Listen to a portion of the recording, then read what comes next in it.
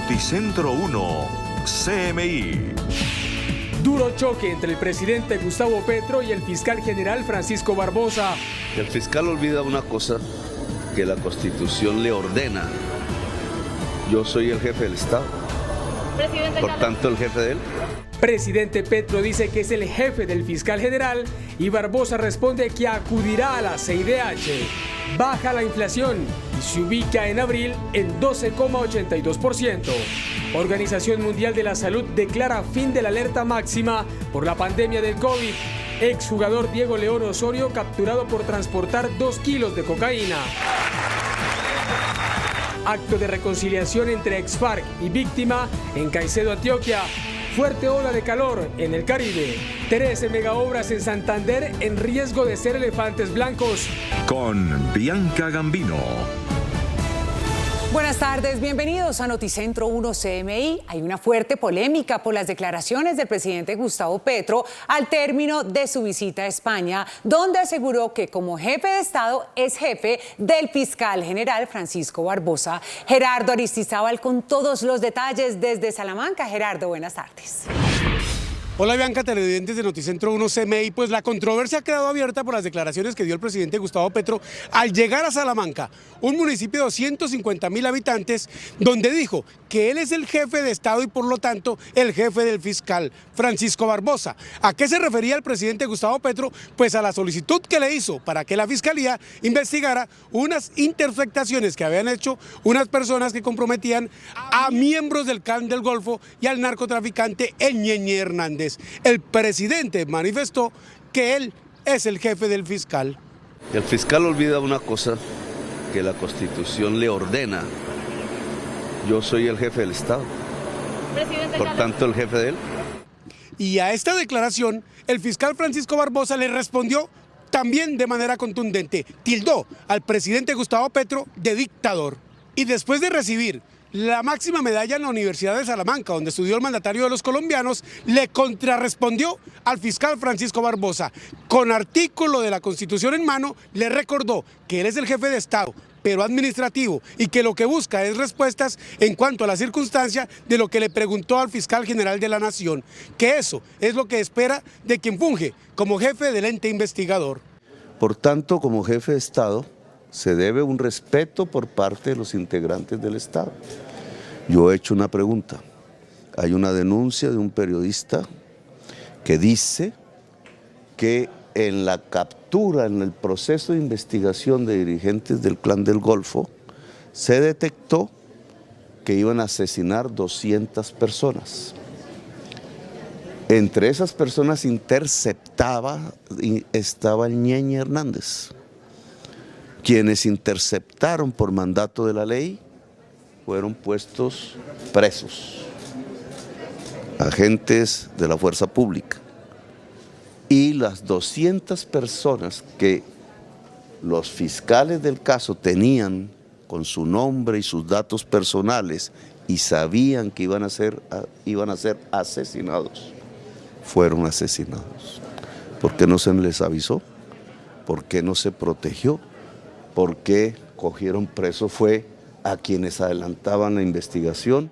Concluye hoy el jefe de Estado la visita de 5 días a España, precisamente como jefe de Estado. Viajará esta tarde a Lisboa. Allí también desarrollará agenda del fin de semana.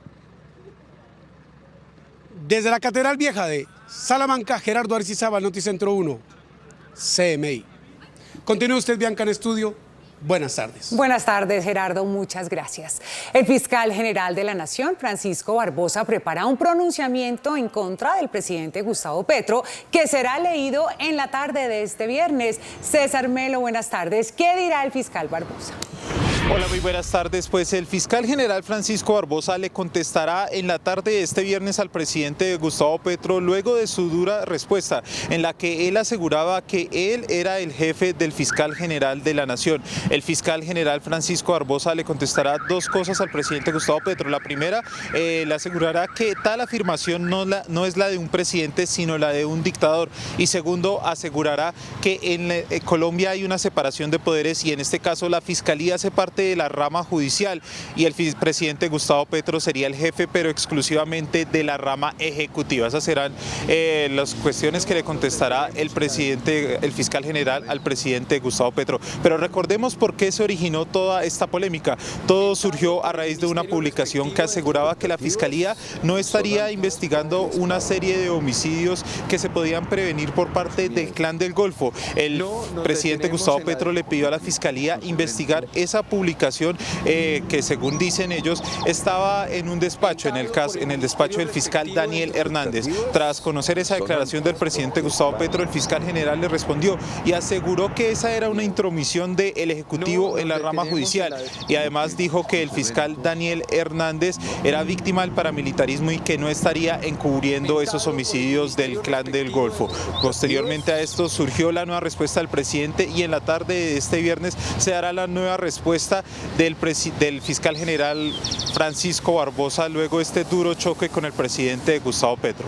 Esta es toda la información por el momento desde el búnker de la Fiscalía. César Melo, Noticentro 1, CMI.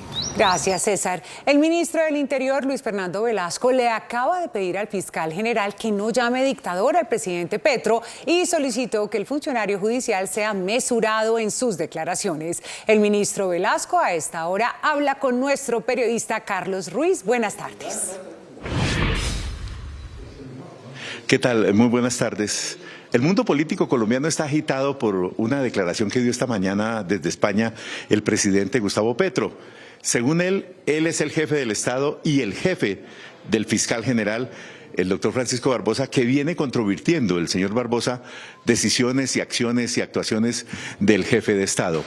El señor ministro del Interior, el doctor Luis Fernando Velasco, ¿qué mensaje le puede transmitir a los colombianos ante esta incertidumbre que ha provocado hoy el propio fiscal cuando dice que el presidente Petro quiere dar una especie de golpe de Estado judicial? En la definición constitucional, el presidente es el jefe del Estado. Y como jefe del Estado articula las políticas para sacar adelante lo que necesitan los ciudadanos y tiene que articular con los distintos poderes independientes, legislativo, judicial y por supuesto es el jefe del Ejecutivo. El mensaje que el señor presidente estaba enviando era en torno a eso. Tenemos un fiscal que es un hombre que tiene una responsabilidad gigantesca. 50 millones de colombianos tienen su libertad en la capacidad que tiene el señor fiscal de hacer unas investigaciones, de acusar ante los jueces, y por ello tiene que ser muy prudente en los términos. Decirle dictador al presidente no ayuda a la convivencia nacional. Yo pido serenidad, pido pausa. El señor presidente es profundamente respetuoso de las instituciones, de la división de poderes, simplemente está recordando que quiere articular unas políticas y habla de unos temas específicos. Claro.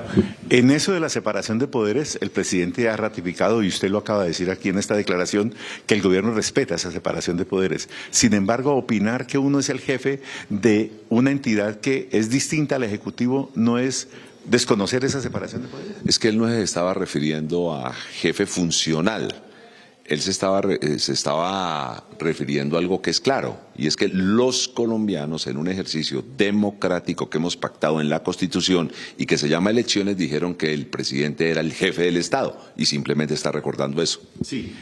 ¿El fiscal general también ha cometido imprudencias verbales con el jefe de Estado? Decirle dictador no es una manera amable de referirse al señor presidente, especialmente cuando se viene de un hombre tan poderoso y que tiene tanta responsabilidad institucional como el fiscal. Pero yo creo que este es el momento como de calmar los ánimos. Mire, los enemigos de Colombia no están acá. Los enemigos de Colombia son la delincuencia, los enemigos de Colombia son la corrupción. Dediquémonos a pelear con la corrupción, dediquémonos a capturar los delincuentes y de verdad todo va a mejorar. De manera que calma, calma, calma. El país pide prudencia para los dos. Pide prudencia para quien tenga responsabilidades. Todos los que tenemos responsabilidades tenemos que ser prudentes. Un tema final. El fallo del Consejo de Estado anulando la elección del presidente del Congreso, Roy Barreras, ¿tiene algún efecto político en la coalición de gobierno, en el trabajo legislativo que usted debe coordinar? Tener a Roy Barreras como presidente del Senado evidentemente es algo importante porque es un hombre que conoce el legislativo, sabe manejar una plenaria y evidentemente es un golpe digamos funcional, pero político no, en el sentido en que creemos que nosotros vamos a seguir en un diálogo permanente con el Congreso, sacamos un plan de desarrollo debatido, hablado, independientemente que tengamos o no tengamos coalición, tenemos un Congreso que está debatiendo, de manera que pierde el país, pierde el Senado con la nulidad de la elección de Roy Barreras. Es un hombre que sabe manejar el Senado y que hace aportes en los debates. Esperemos que él, dentro de los espacios institucionales que tenga, pueda tener el derecho al pataleo con la tutela y ojalá se le reconozca ese derecho, pero también somos respetuosos de las decisiones del Consejo de Estado. Muchas gracias, señor ministro. Luis Fernando Velasco, el ministro del Interior, en este mensaje de tranquilidad, de serenidad a los colombianos con motivo de la controversia planteada por el fiscal general con el señor presidente Gustavo Petro. Carlos Ruiz, desde el Ministerio del Interior, Noticentro 1 CMI. Buenas tardes. El DANE reveló hoy que la inflación empezó a bajar y ya está por debajo del 13%. Angélica Arango, buenas tardes. ¿En cuánto se ubicó? Bianca y televidentes, muy buenas tardes. Comenzamos con esta importante información. Pues tal como usted lo menciona, hoy el DANE reportó una buena noticia para el país. Después de varios meses consecutivos, la inflación por fin está cediendo. La variación anual cayó al 12,82%, casi un 1,5% menos que la variación anual registrada en marzo de este año. Mientras que en marzo la variación anual de la inflación se ubicó en un 13,34%, en el mes de abril la variación anual fue de 12,82%, registrando una caída que alivia el costo de vida de los colombianos. Lo que más afectó el bolsillo de los ciudadanos fueron las salidas a restaurantes y hoteles con un 18,60%, seguido de los alimentos y bebidas no alcohólicas con un 18,47% y el transporte con un 16,75%. Y por debajo de esta variación anual de 13,34 tenemos salud 11,05, bebidas alcohólicas y tabaco también 11,05, educación 10,10, recreación y cultura 9,62, alojamiento, agua, electricidad y gas 8,03, prendas de vestir y calzado 7,17, información y comunicación 0,21. Las ciudades más costosas son Cúcuta con un 15,37%, Sincelejo con un 14,03%, Cartagena con un 13,70% y Montería con un 13,58%. Otras áreas urbanas: 11,59, Villavicencio 11,77, Ibagué 11,92, Florencia 12,29, encontramos Bogotá igual al total nacional 12,82 y después de Cúcuta tenemos unos niveles que ya bajan. En los 4 primeros meses del año la inflación se ubicó en un 5,38%. Y es que precisamente nos encontramos aquí en la plaza de Palo Quemado para saber cuáles son estos alimentos que han bajado sus precios. René, cuéntenos cuáles son estos alimentos que han bajado sus precios. Precios: ha bajado la cebolla cabezona de 2.500, quedó a 1.000 la libra. Bajó la yuca, bajó la habichuela, bajó el tomate. El limón bajó bastante de precio, un 50% más o menos. ¿Algún alimento que haya aumentado su precio? No, la arveja que está estable, a 8.000 la libra. Cuéntenos, ¿ha venido mucha gente? ¿Ha aumentado el comercio? No, ha estado estable. Todos los días son normales. Sí. O sea, esa plaza se mueve bastante.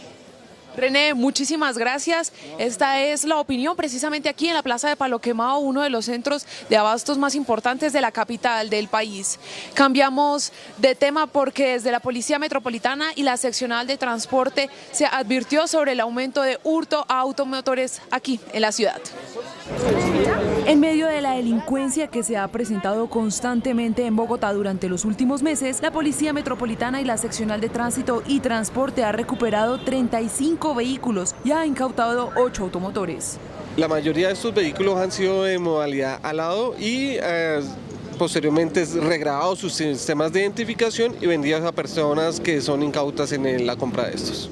Las localidades más afectadas son Fontibón, Engativá, Puente Aranda, Barrios Unidos, Bosa, Suba y San Cristóbal. Desde la Policía Nacional se dispone una lista de los vehículos que se han podido recuperar por ciudad y categoría desde su página web. Bianca y televidentes, con esta información me despido. Angélica María Arango, Noticentro 1, CMI. Muchas gracias, Angélica. La Organización Mundial de la Salud declaró hoy el fin de la alerta máxima por la pandemia del COVID-19. Stig Luengas con los detalles. Buenas tardes. Así es, Bianca y televidentes, feliz tarde, pues en las últimas horas se conoció que la Organización Mundial de la Salud declaró el fin de la alerta máxima por la pandemia del COVID-19. Es decir, en este momento no hay alerta máxima ni emergencia máxima por la presencia del coronavirus en todos los países del mundo. Para hablar de este tema nos acompaña a esta hora la doctora Gina Tambini, ella es la directora de la Organización Panamericana de la Salud y de la Organización Mundial de la Salud, representante aquí en Colombia. Bienvenida a CMI, doctora. ¿Qué significa declarar el fin de esta alerta máxima? Buenas tardes a todos, buenas tardes, Stig.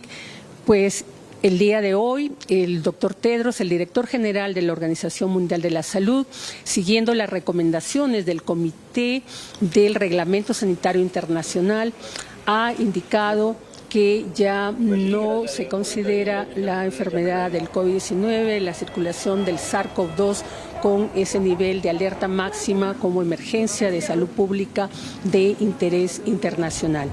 Esto es debido a ese gran esfuerzo de todos los países, de todos los trabajadores de la salud y de las comunidades que hemos logrado pues disminuir la transmisión. Ya los casos que están siendo reportados semanalmente, como lo vigilamos, pues ha disminuido considerablemente, y también el caso de los fallecimientos. Pero sí, el SARS-CoV-2 sigue circulando y sus variantes, lo que indica que tenemos que mantener esa vigilancia epidemiológica, la toma de muestras para poder hacer ese seguimiento en los laboratorios y también esa protección individual y en la comunidad. Las medidas de protección son fundamentales, sobre todo ese lavado de manos y, cuando es necesario, el uso de las mascarillas. Doctora Tambini, Colombia, como todos los países del mundo, sin excepción, tuvo unas cifras altas en cuestión de contagios y muertes. El balance a hoy es de 6.365.000 infectados de COVID-19 y al menos 142.722 muertos. ¿Cuál es el balance de ustedes como OMS representante aquí en Colombia? A nivel mundial ha sido una enfermedad que ha logrado niveles muy altos, ¿no? Más de 765 millones de casos reportados a la fecha, con lamentablemente más de 6.900.000 fallecimientos. Son cifras muy altas que han indicado en los sistemas de vigilancia de todos los países un exceso de mortalidad en los diferentes grupos más afectados. Esto igual hace un llamado para que estemos alerta. Importante completar esos esquemas de vacunación, las personas mayores de 60 y los que tienen comorbilidades, enfermedades crónicas o inmunodeficiencias, completar esos refuerzos que son necesarios. Se ha bajado la alerta, pero el virus sigue circulante y sus variantes. No dejar atrás la autoprotección son las palabras entonces de la doctora Gina Tambini, representante en Colombia de la Organización Panamericana de la Salud y de la OMS. Esta es la noticia de salud del día y tiene que ver con que finaliza la alerta máxima por la presencia del COVID-19 en todos los países del mundo. Desde el norte de Bogotá, Stig Luengas, en Noticentro 1, CMI. Muchas gracias, Stig. Por tercera vez fue capturado el exfutbolista de la Selección Colombia, Diego León Osorio. Según la investigación, pretendía llevar casi 2 kilos de pasta de coca hacia Madrid. Hernán Muñoz, buenas tardes. ¿Qué nuevos detalles se conocen? Bianca, ¿qué tal? Buenas tardes para usted y para todos los televidentes. 1.849 gramos de clorhidrato de cocaína. Esa es la cifra que ha confirmado el Departamento de Policía de Antioquia y pretendía trasladarlos en las plantillas de unos tenis. Así fue la captura del exfutbolista de la Selección Colombia, Diego León Osorio, en el Aeropuerto Internacional José María Córdoba de Río Negro. Por lo tanto, pasamos a hacer la prueba narcotest. Le podemos observar una leve reacción azul celeste. De igual manera, contamos con el apoyo del canino, que inmediatamente el canino nos da un marca para sustancia narcótica, lo cual procedemos a realizar la captura del señor Diego León Osorio y proceder a leerle los derechos del capturado. El motivo de la captura, por tráfico estupefaciente, el contenido que es el patrimonio vulgarín y eso. De hecho, indicar a la persona a quien se debe comunicar atención. Ahorita tiene su oportunidad de llamar para que se comunique con la persona que desee que tenga conocimiento de esto.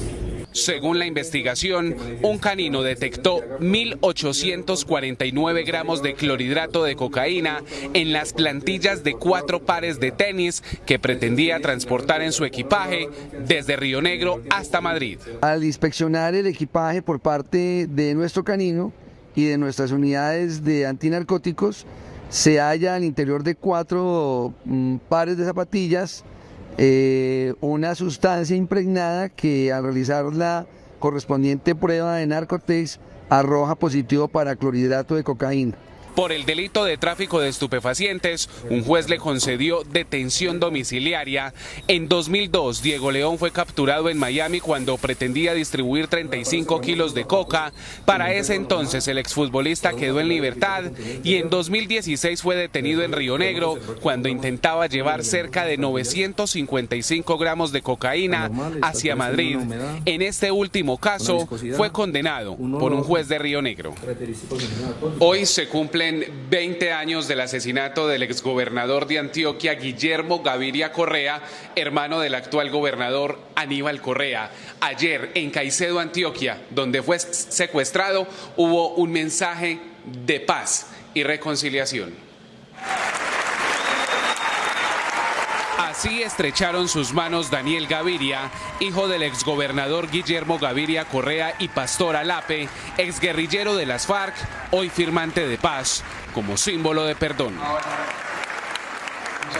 Ocurrió en Caicedo, Antioquia, el municipio del occidente, donde hoy hace 20 años fue asesinado el exmandatario por el entonces grupo guerrillero. Yo lo veo a usted dando pasos hacia la no violencia. Y eso me da confianza a mí, y eso unido con los pilares de la no violencia me lleva a poderle extender el perdón. Conmovido, el gobernador de Antioquia habló de cómo han sido estos 20 años sin su hermano. Es una pregunta bien difícil porque yo casi que la tengo que responder diciendo, nunca he estado sin él. Siempre siento su compañía. Y todos los días y todas las noches lo recuerdo. Y ha sido y sigue siendo mi más grande fuente de inspiración. Entonces, él ha estado y estará siempre a mi lado. Hoy avanza el segundo día de la Cumbre Internacional de la No Violencia con la participación de líderes mundiales.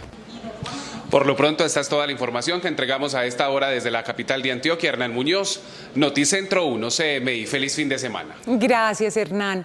Al regresar a Noticentro 1 CMI, fuerte ola de calor en el Caribe.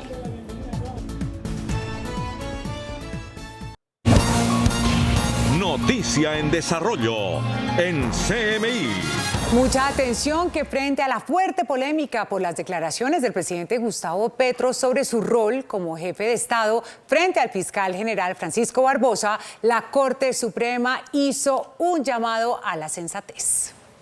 Desconocer o malinterpretar las bases de nuestro Estado de Derecho crea incertidumbre, fragmentación e inestabilidad institucional. La Corte Suprema de Justicia hace un llamado a la sensatez, respeto y cordura que deben prevalecer en el ámbito del principio de colaboración armónica que rige a los poderes públicos. La justicia es un poder público, patrimonio de Colombia.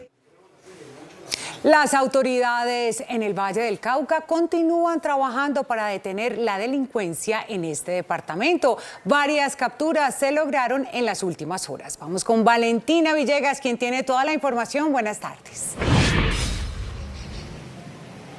Bianca y televidentes, buenas tardes. 27 capturas y 3 bandas delincuenciales desarticuladas fueron el resultado de los operativos de las autoridades en las últimas horas en el Valle del Cauca. En las últimas horas, el Departamento de Policía Valle, en trabajo articulado con la Fiscalía General de la Nación, el Ejército Nacional y autoridades administrativas, se logra la captura de 27 personas, 20 por orden judicial y 7 en flagrancia, y la realización de 15 registros de allanamientos en los municipios de Palmira, Buga y Buenaventura. Ronda la articulación de 3 grupos delincuenciales, entre ellos los propietarios dedicados al hurto a personas y residencias en Palmira, los rodeadores dedicados al hurto de residencias en Buga, Popayán y Villavicencio, y los del centro dedicados al tráfico de estupefacientes en Buenaventura, quienes colaboran con los grupos delincuenciales de la zona. Las autoridades del departamento continúan realizando arduas acciones para garantizar la seguridad a los vallecaucanos. Con esto se dan golpes operativos en el departamento del Valle del Cauca que redundan en la tranquilidad de todos los vallecaucanos. Es importante resaltar que dentro de las 10 armas de fuego que fueron incautadas se encuentra un fusil con el que delinquían estos grupos delincuenciales, en especial en el municipio de Buenaventura. Adicional a esto, se logró la incautación de 510 gramos de estupefacientes, 10 celulares, prendas de uso privativo de las fuerzas militares, 300 gramos de pentolita, munición de diferentes calibres, 2 motocicletas y 2 carros utilizados para la comisión de hurtos. Entre los capturados se encuentran alias Ronald, principal cabecilla, y 4 integrantes de los Chotas y los Espartanos. Con estas capturas se logran esclarecer 44 hechos de hurto a personas y a residencias desde diciembre de 2022 hasta lo corrido del presente año. Bianca y televidentes, con esta información me despido desde Santiago de Cali. Valentina Villegas, Noticentro 1, CMI. Muchas gracias, Valentina. Por estos días, Cartagena atraviesa por una ola de calor. La sensación térmica alcanza hasta los 45 grados centígrados. Tatiana Rodríguez, buenas tardes. ¿A qué se debe? Bianca, televidentes, muy buenas tardes. Explican los expertos que se debe al periodo de transición de sequía a lluvias, provocando que flujos de masa de aire, de frío y caliente se mezclen y esto genere la variación en la temperatura.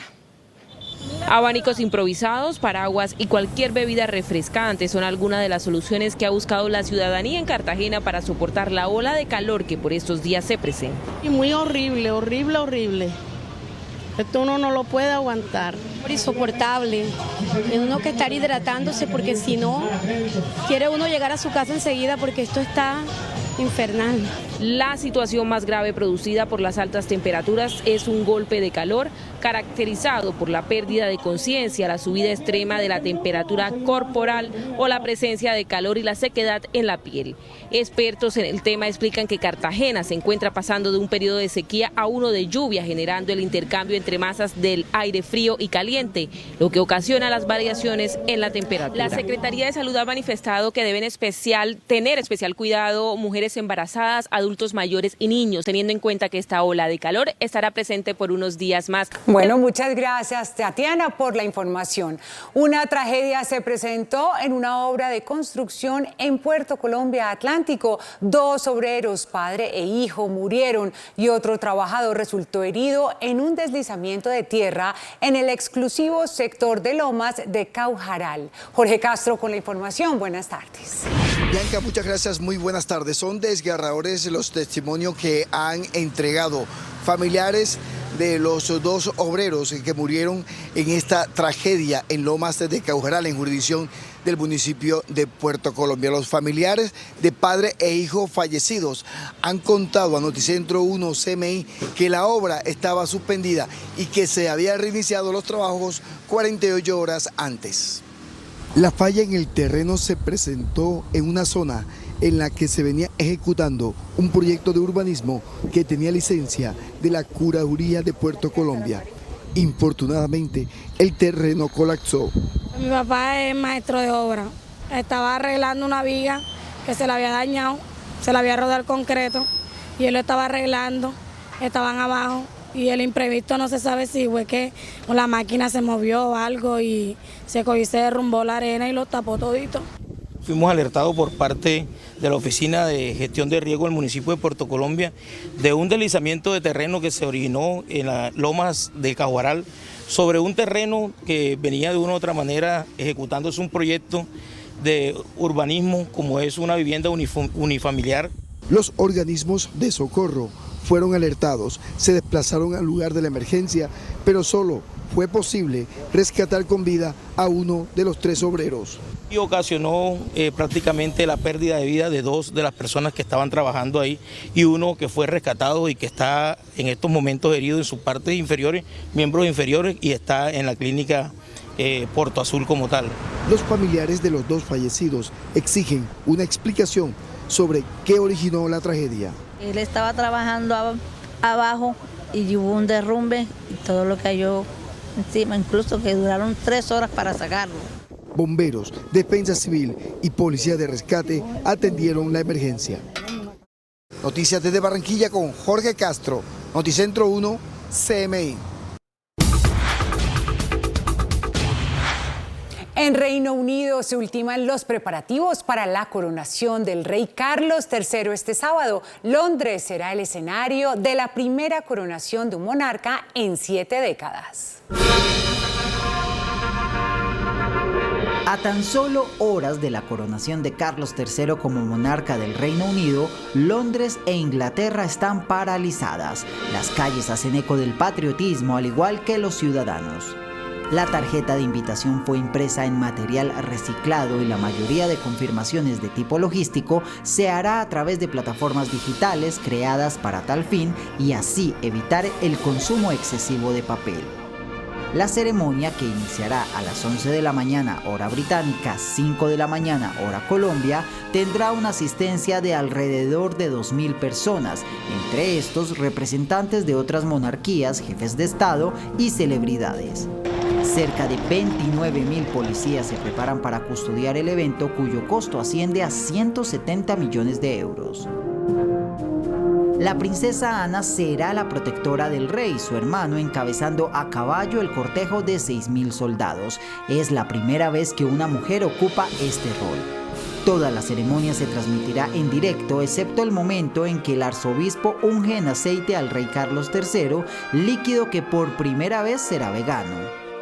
Posterior a esto, se le colocará la corona de San Eduardo y se le entregarán las joyas históricas de la corona del siglo XVII.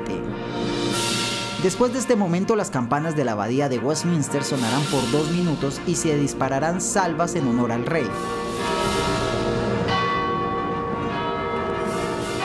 Posteriormente, él y la reina consorte se dirigirán al balcón principal del Palacio de Buckingham para saludar a los ciudadanos, siguiendo la tradición que comenzó con Eduardo VII en 1902.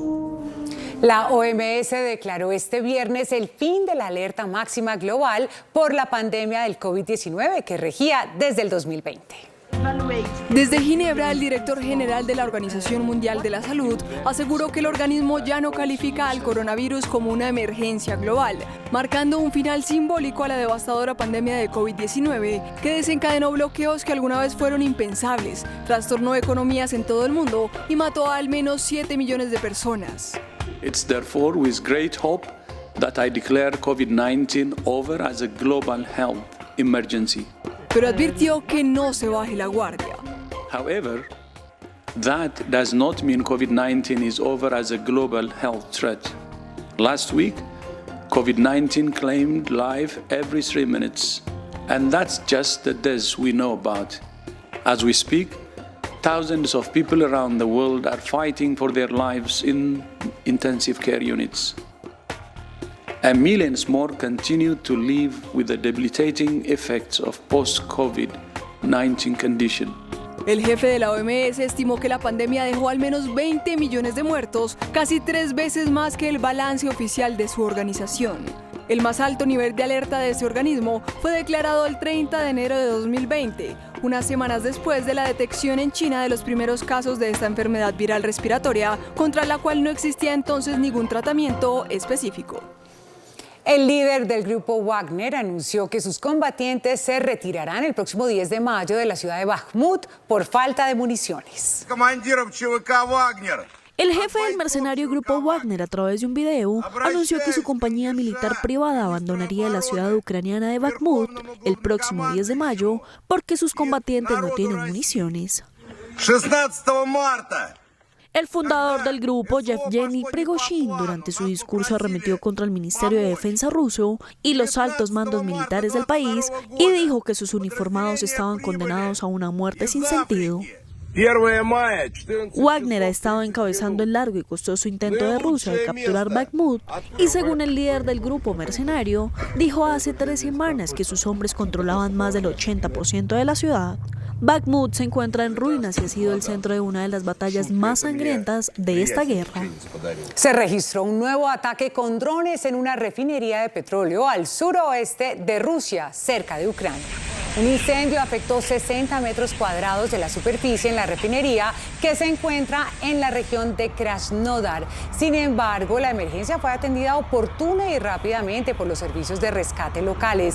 El incidente se suma a la lista de ataques con drones recientemente denunciados por el Kremlin. La tasa de desempleo en Estados Unidos bajó 1/10 en abril, se situó en el 3,4%, la menor en 54 años. El mercado laboral en Estados Unidos repuntó inesperadamente en abril, con una creación de empleo en alza y una tasa de desempleo en descenso. Sin embargo, el dato aleja la esperada ralentización que busca la Fed, que hace unos días volvió a subir sus tasas para frenar la alta inflación en la nación norteamericana. En abril se crearon 253.000 puestos de trabajo, según anunció el Departamento de Trabajo, un fuerte aumento en comparación con los 165.000 de marzo. En contraste, la tasa de desempleo volvió a descender hasta el 3,4%, la menor en 54 años, y que aplasta las señales que parecían indicar que las subidas de las tasas de interés estaban enfriando el mercado laboral para buscar un aterrizaje suave de la economía. El alza de los precios en Estados Unidos ha sido alimentada en gran medida por el importante crecimiento de los salarios debido a la falta de mano de obra. Hasta aquí Noticentro 1 CMI, a continuación Magazine 1 y a las 8 de la noche una nueva emisión de noticias. Feliz tarde.